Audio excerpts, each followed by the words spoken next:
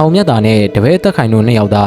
ခြေဦးတရာသွားရင်နေရာအစုံကိုရောက်ခဲ့ကြတယ်တက်ခိုင်ကိုလည်းအခြေခံအင်းစားမဆွေးနွေးကိုတင်ပေးရင်ညောင်သားရွာရဲ့ရွာထိပ်စရက်မှာအချိန်တော်တော်ကြာနေခဲ့လိုက်တယ်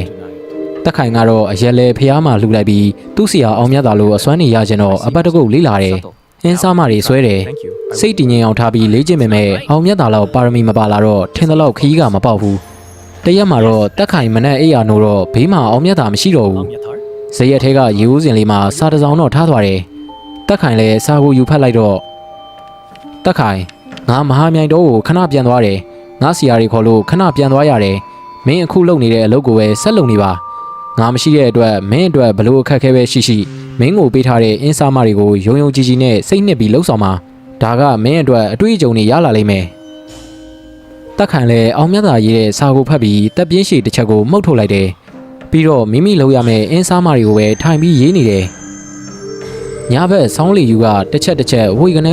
တိုက်တဲ့အရှင်ကြောင့်ဇရက်ပေါ်ကအမိုးတွေကတစီတကောင်တောင်းချမ်းနေသလားထင်အောင်ဝုံတိုင်းကျဲနေတယ်တက်ခိုင်လည်းဇရက်လေးကွယ်ရလေးမှာဖျောင်းနိုင်မီလေးထုံးပြီးတော့အင်းစားမတွေရေးနေလိုက်တယ်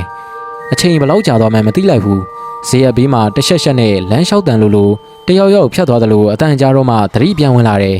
ရွာတွေကကြက်တွန်တန်ကိုနားထောင်လိုက်တော့ဒါလူငယ်ကောင်းချချိန်အောင်ရောက်နေပြီအလိုလေးကလေးငိုတန်ပါလားဒီအချိန်ကြီးကိုရွာပြင်မှာဘယ်ကကလေးငိုတာလဲရွာတွေကများကလေးလာပြစ်သွားတာလားတက်ခိုင်လဲရေလက်စအင်းကိုချပြီးဖျောင်းနိုင်မီလေးကိုလက်လေးနဲ့ကာပြီးတော့ဇရက်အောက်ကိုဆင်းပြီးလိုက်ရှာကြည့်တယ်ဒါပေမဲ့ဘာမှမတွေ့ဘူးကလေးငိုတန်ကတော့အတိုင်းသာကြားနေရတယ်ကလေးရဲ့ငိုတန်နဲ့အတူမိန်းမတစ်ယောက်ရဲ့ငိုတန်မှာရောပြီးတော့ပါလာတယ်တက်ခိုင်ကစိတ်ကိုတည်ငြိမ်အောင်စူးစီးလိုက်တယ်စိတ်ကိုစူးစီးပြီးဇရက်ဘေးပတ်လေကိုကြည့်လိုက်တော့ဟာတော်ရုံမကြောက်တတ်တဲ့တက်ခိုင်ကတွေးလိုက်ရတဲ့မြင်ကွင်းကြောင့်ရုတ်တရက်လန့်သွားတယ်တကူလုံးစနွင်းနေလိမ့်ကြံထားသလိုဝါထိန်နေပြီးတော့ရင်ဘက်အလဲတဲကထက်ချမ်းကွဲနေတဲ့မိန်းမတစ်ယောက်မျက်နှာတစ်ခုလုံးဖောရောက်နေပြီးတော့ရင်ဘက်အလဲကနေသွေးစိမ့်ရှင်နေပန်းထွက်နေတာဝစ်ထားတဲ့အင်ကြီးဖြူကသွေးရောင်နေစနွင်းရောင်နေကြောင်းအနီတကွက်အဝါတကွက်ဖြစ်နေတယ်တေချာကြည့်လိုက်တော့ဝမ်ဘိုက်တစ်ခုလုံးဟက်တက်ကွဲပြီးကွဲနေတဲ့ဘိုက်ထဲကချက်ကျိုးမဖြတ်ရသေးတဲ့မွေးကင်းစားကလေးကရုတ်တရက်ဆိုသလိုစူးစူးဝါဝါထငိုတော့တယ်ဟာကလေးကချက်ကျိုးတန်းလန်းနဲ့ကွဲနေတဲ့ဘိုက်ထဲကနေတွဲလောင်းကျနေပါလားချက်ကျိုးတစ်လျှောက်သွေးတွေကတစက်ဆက်ကျနေတာအောက်မှာအိုင်ထိုးနေတာပဲအဲ့ဒီသွေးတွေနာမှာရင်ကောင်းမဲမဲတွေကအုံလိုက်ကျင်းလိုက်ဝဲနေတာတကယ်ကိုအော်ဂလီဆန်စရာကောင်းတယ်